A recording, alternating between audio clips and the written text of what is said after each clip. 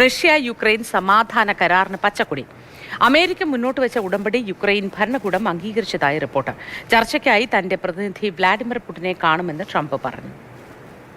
I've also ended 8 wars in 9 months, and we're working on that final war. It's not easy, but I don't know. I think we're going to get there. 25,000 soldiers, Ukraine, Russia. In the last month, 25,000 soldiers have died. So I think we're getting very close to a deal. We'll find out. I thought that one would have been gone quicker. We did 8. I thought that would have been an easier one, but I think we're making progress. In less than 1 year, we've accomplished more than most other administrations have accomplished in 8 years. പ്രധാന വ്യവസ്ഥകളിൽ തീരുമാനമായെന്ന് യുക്രൈനും പ്രതികരിച്ചു.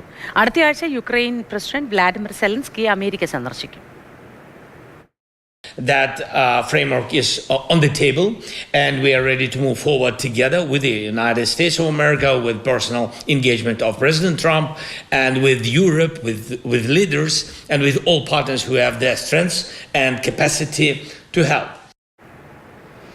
Umaiban news ഡെസ്കിൽ നിന്നും നമുക്കൊപ്പം തത്സമയം ചേരുന്നുണ്ട്. വിവരങ്ങളുമായി ഉമൈബാൻ, എന്തെങ്കിലും ഒരു വ്യവസ്ഥയുണ്ടായി ഈ സമാധാനം എത്രയും പെട്ടെന്നൊന്ന് പുനഃസ്ഥാപിക്കപ്പെട്ടെങ്കിൽ എന്ന് ലോകമൊന്നടങ്കം കാത്തിരിക്കുകയാണ്. പ്രതീക്ഷയ്ക്ക് വകയുണ്ടെന്ന് തോന്നുന്നു, അല്ലേ?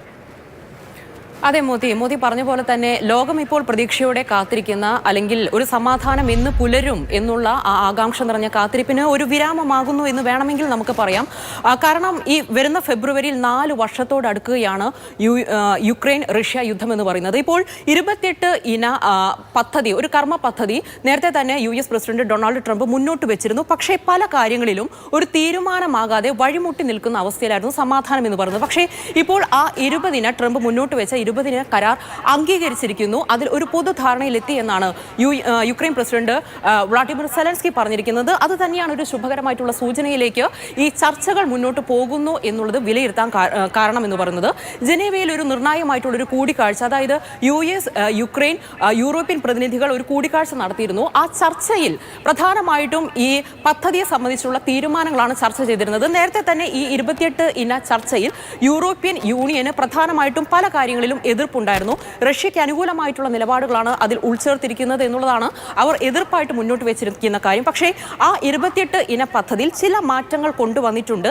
ആ മാറ്റങ്ങളോട് അനുകൂലമായിട്ടുള്ള നിലപാടാണ് വ്ളാഡിമിർ സെലൻസ്കി സ്വീകരിച്ചിരിക്കുന്നത്. അതുകൊണ്ട് തന്നെ നിർണായകമായിട്ടുള്ള ഇനി പല കൂടിക്കാഴ്ചകളും നടക്കാനിരിക്കുന്നു. ഈ യുദ്ധം അവസാനിപ്പിക്കുന്നതിന് വേണ്ടിയിട്ടുള്ള ഒരു പൊതുധാരണയിലേക്ക് വ്ളാഡിമിർ സെലൻസ്കി എത്തിയിരിക്കുന്നു എന്നുള്ള ലേറ്റസ്റ്റ് അപ്ഡേറ്റ് ആണ് ഇപ്പോൾ പുറത്തു വരുന്നത്. അതുകൊണ്ട് തന്നെ ഈ ആഴ്ചയോടടുത്ത് തന്നെ യുക്രൈൻ പ്രസിഡന്റ് വ്ളാഡിമിർ സെലൻസ്കി നേരിട്ട് ട്രംപിനെ കാണും. അതുപോലെ തന്നെ ട്രംപും അറിയിച്ചിട്ടുണ്ട് താൻ ഈ പറഞ്ഞ പോലെ തന്നെ റഷ്യൻ പ്രസിഡന്റുമായിട്ടും ഒരു കൂടിക്കാഴ്ച നടത്തും എന്നുള്ളത്. അപ്പോൾ പുടിൻ എന്ത് കാര്യം തീരുമാനിക്കുന്നു ഇക്കാര്യത്തിൽ എന്നുള്ളതാണ്. എന്തായാലും പ്രധാനമായിട്ടും ഈ കരാറിൽ നേരത്തെ തന്നെ പറഞ്ഞിരിക്കുന്ന പല കാര്യങ്ങളും യുക്രൈന് എതിർപ്പുണ്ടായിരുന്ന കാര്യങ്ങളാണ്.